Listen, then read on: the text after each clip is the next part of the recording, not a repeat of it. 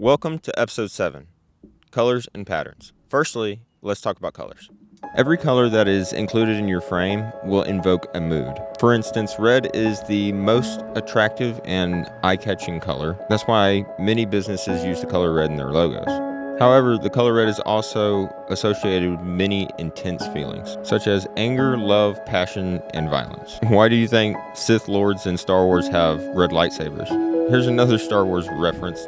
Jedi Knights are loyal to their Jedi Masters, and that's why they have blue-colored lightsabers. Blue sends feelings of faith, spirituality, and loyalty. Now do me a favor and think of the Joker. What two colors come to mind when you think of him? Hopefully it's green and purple. The reason for this is green is associated with danger, corruption, and eeriness. However, it's usually used in a negative sense. The positive feeling is nature and organic. Now let's move on to purple. This is nobility, royalty, and mysticism. Now can you see why the Joker is associated with green and purple? He's a corrupt being that thinks very highly of himself, like River.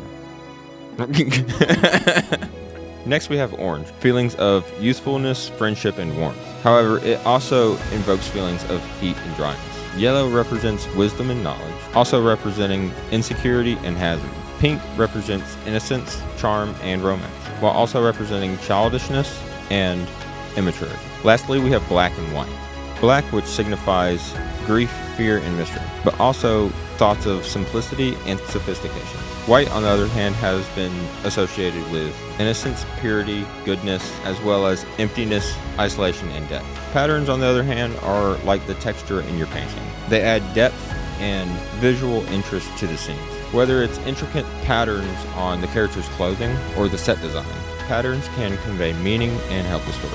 So in essence, cinematography is like painting with light, colors, and patterns. Now that you know how to use colors and patterns, let's move on to episode 8, Leading Lines.